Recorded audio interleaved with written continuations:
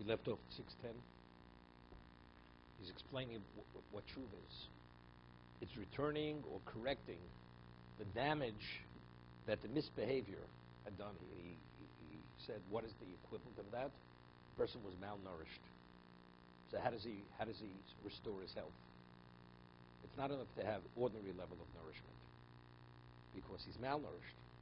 So he needs extra nourishment, and in addition, he needs medication. But once he's restored, now we could have, and he's reestablished his equilibrium, now we could have a normal level of nourishment. What about if the source of the illness, he ate foods that were actually damaging? It's not because he was malnourished. He did overtly actions that actually destroyed his health. He has to stay away from those foods that are detrimental to his health. And he has to go to the extreme.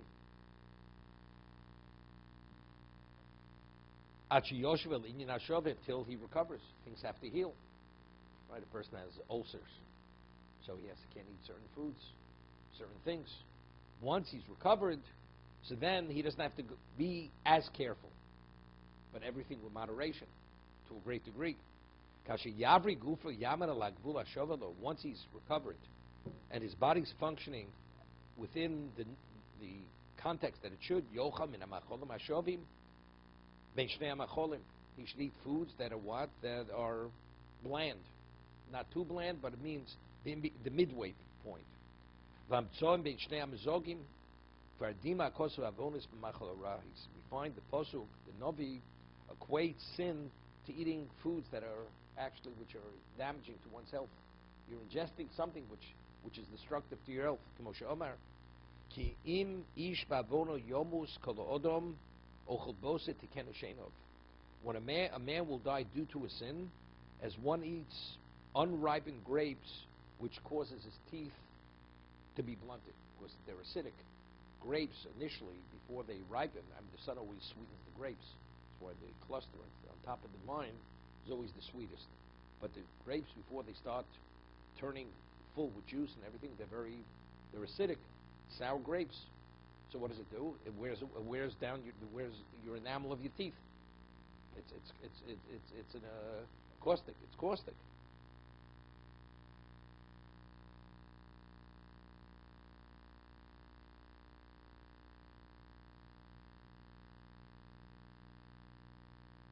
It's interesting, the world has changed. People were brought up. My mother, she used to say about certain people, and she used to say this. She was brought up in a different era. It's a zindikin. It's a zindikin. She says, people who are related to her, says they're not afraid to sin. How could they not be afraid? No Shabbos, no Kasha. Aren't they afraid? That's the way she expressed it. Person fails once in a while, but no regard. Aren't they afraid of God? Aren't they afraid to sin? Instead, to have that sense, you have to have a certain orientation. You have to have a certain capacity to be able to relate to things that way. But he was speaking here. It's equated to an illness. And like the Rambam says in al-Qul Tshuva, a person can be so spiritually sick that he has no sense. The Chovot HaLevavos gives a mashal, unbelievable mashal in one of his writings. He says there was a 10-year-old child, had some kind of illness, degenerative illness. A beautiful child. And it caused that he started to forget, didn't recognize people. So So eventually he was out of school for a few weeks. So the Rebbe and the Cheder sent over his classmates, 10-year-olds, to visit him. Bikacholim, they come. He doesn't recognize them. Although he's only out of school a few weeks, and he went for a number of years with these children, he should have recognized. Parents realized that he's really not well. Not well. His power recognition is waning. But they say, what was the consolation? Baruch Hashem, he recognizes his siblings, he recognizes his parents. That was the consolation. It's not that dire yet, and hopefully it won't become worse. A few more weeks pass, stops recognizing his siblings. But the parents, that's the consolation. Eventually, the parents, one morning the child wakes up, the parents come in, he doesn't recognize his own parents. That's an indication it's really at a very serious level. Very. The child is really old, and the disease is totally breakdown crying. They feel all hope is over. The child is so sick he doesn't even recognize his mother. So the Chovot HaLevavos says,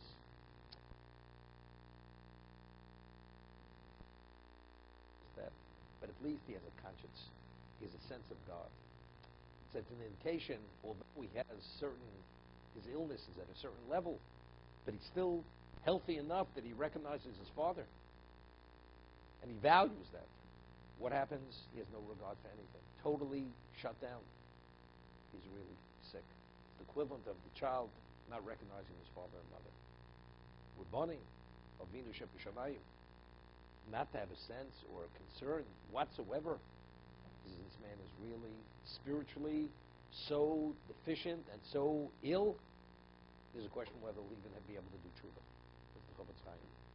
But again, he's equating the spiritual regression to a physical illness. That the system is broken down to such a degree. And we see it. I'm sensitive to certain things. So I paid a shiva visit when Harvey Arthur was sitting shiva for his wife. He was a certain person there. And this person was about the same age. Turned out that when he was a child, I said to him, he was speaking like, he had a certain arrogant edge to him, which by me touches a very sensitive chord. Touches a nerve, and what are you giving away? Ice in the winter. So I say to him, I said, "Where did you go to school when you were a child?" Clearly, he was like observant. I mean, he was a modern Orthodox, but he was an Orthodox Jew. So I said, "You go to Ramaz?" He says, "Me, Ramaz? Thinks my parents would send me to a modern Orthodox day school? I went to RJJ." Yeah, the person looked. I'm telling you. At least 8 years older than I was. So I said to him, "What year were you in RJJ?" He told me the years. I said, "I was there at the same time." I said, "You know something? We're the same age." He looked 8 years older than I was. And he was talking this and that. He says, this, that. Who do you think you are? The man was so consumed with himself, it was irrelevant. Everything was irrelevant. It's like he's going through motions. That's about it. There was all form, no substance. At best, it was form, no substance. Again, the person detaches, you withdraw. So what happens? If you don't replenish, you have a puddle of water. What happens? Eventually it evaporates. Unless you replenish it, it evaporates. The same thing, you have to keep replenishing your spirituality. If you don't replenish it, it evaporates. And that's what happens to a person. To be continued.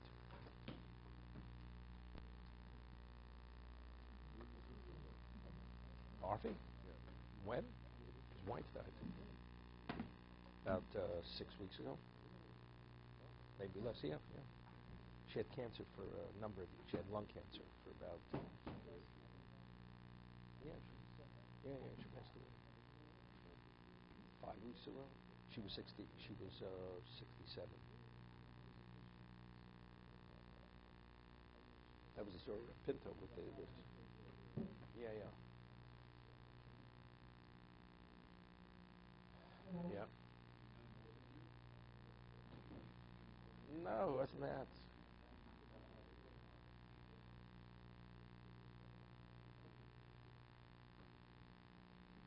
It's all about how you feel. Has to do with humility, has to do with a lot of things. It has to do with environment. You have to have a support system. You don't have a support system, you get pulled in, and that's it.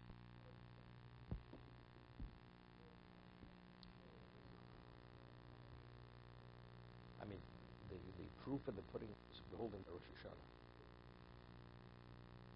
It says, on Rosh Hashanah, how do most Jews who go to shul, how did they experience Rosh Hashanah?